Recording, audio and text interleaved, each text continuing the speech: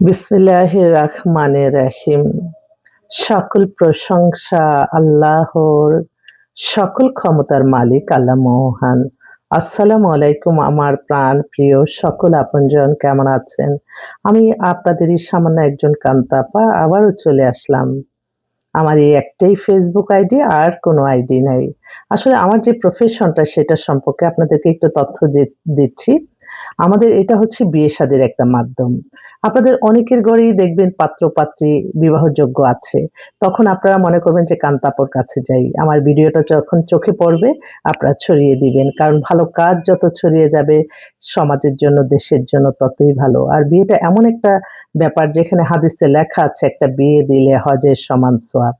আলহামদুলিল্লাহ, আলহামদুলিল্লাহ, আলহামদুলিল্লাহ।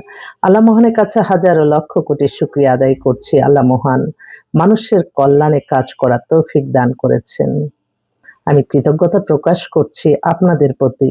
আপনাদের মায়া, মমতা, ভালোবাসায়, সাহায্য, সহযোগিতায় এই প্রতিষ্ঠানটি পরিচালিত হচ্ছে।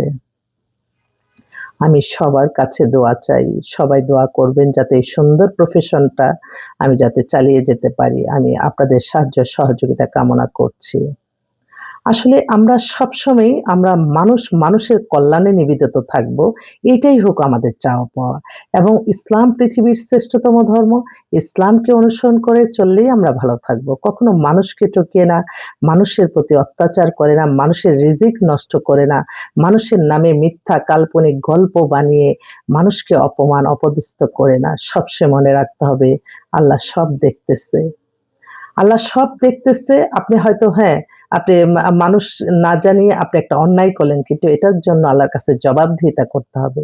আমাদের ২০২৬ সালে এখন এই অল্প কিছুদিনের মধ্যেই আমাদের জাতীয় নির্বাচন। আসেন আমরা সবাই দোয়া করি, যার দ্বারা মানবতার কল্যাণ হবে, মানুষের কল্যাণ হবে, আল্লাহ যাতে তাকেই ক্ষমতা দান করেন। আমি সবসময় বিশ্বাস করি মানুষের কল্যাণের মাঝেই সকল শান্তি। আমরা বলি না যে আসলে বৈষম্য এই সেই, মানে এটা কেন মানুষের প্রতি এত বৈষম্য থাকবে? কেন আমরা দেখি যে আমরা নির্বাচনের আগ দিয়ে মানুষের কাছে যখন ভোট চাই তখন এক রূপ, যখন বিজয়ী হয়ে যায় তাদের রূপ চেঞ্জ। এটার জন্য আল্লাহর কাছে জবাবদিহিতা করতে হবে। আর কখনো বলা যাবে না যে আ আ নির্বাচন এই দলই জিতবে। কারণ এটা আল্লাহর তরফ থেকে আসবে। মানুষের দোয়া, ভালোবাসা এবং মানুষের ভোটের মাধ্যমে যে বিজয়ী হবে সেটাই আসল বিজয়ী। কেন আমরা একজনকে বিজয়ের জন্য আমি নিজে, যারা এই নির্বাচন যারা পরিচালনা করবে তাদের তো আল্লাহর কাছে জবাবদিহিতা করতে হবে। মানুষ না দেখলেও কিন্তু আল্লাহর কাছে তো জবাবদিহিতা করতে হবে যে মিথ্যা পরিচয়ে আমি আজকে এই মন্ত্রী, এমপি। এই জিনিসটা যাতে কেউ না করে।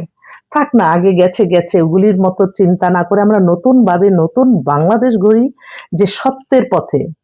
সত্য যে যাকে আমরা চাচ্ছি সেই তো বিজয়ী হবে। সেই ভোটটা যাতে আমাদের সুন্দর থাকে। এটা নিয়ে যাতে কেউ কোনো কারচুপি কোনো কিছু না করে। কার জন্য করবেন? একটা সেকেন্ডের ভরসা নাই। আল্লাহর কাছে তো জবাবদিহিতা করতে হবে। যে যাকে আল্লাহ ভালোবাসবেন, যার প্রতি মানুষের ভালোবাসা থাকবেন, সেই তো বিজয়ী হবে। এখানে এত কাদা ছোড়াছুড়ি, এত মিথ্যা ভোট, এত কিছুর কি দরকার? কেন এগুলি? আমরা নতুন বাংলাদেশে সুন্দরভাবে নিজের মনের বিবেক খাটিয়ে আমরা যাকে ভোট দিব সেই যাতে বিজয়ী হয়ে যারা বেশি ভোট পাবে সেই তো রাষ্ট্র পরিচালনা করবে। এখন তো এটা কোনো মানে এটা কোনো লোভনীয় কোনো কিছু না। আপনি বিজয়ী হয়ে গেলেন, আপনি হাজার কোটি টাকা মালিক, এইগুলি কখনোই চিন্তা করার দরকার নাই। এখন এই ডিজিটাল প্ল্যাটফর্ম, এখানে আপনি মানুষকে ঠকিয়ে আপনি নিজে ভালো থাকবেন স সেরকম কিন্তু এখন আর নাই। কারণ এখন সবকিছু স্বচ্ছ থাকতে হবে।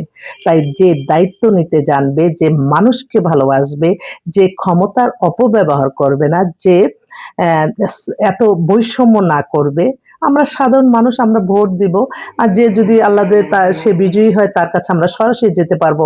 অন্য কোনো পরিচয় না যে আমি এই দলের, আমি ওই দলের না। সবাই তার কাছে সমান। কারণ আল্লাহ তাকে সেই সুযোগটা দিয়েছে। আল্লাহর তরফ থেকে আসে বিজয়ী।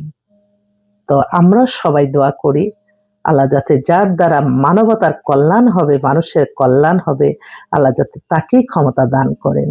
সবাই ভালো থাকবেন। আসসালামু আলাইকুম।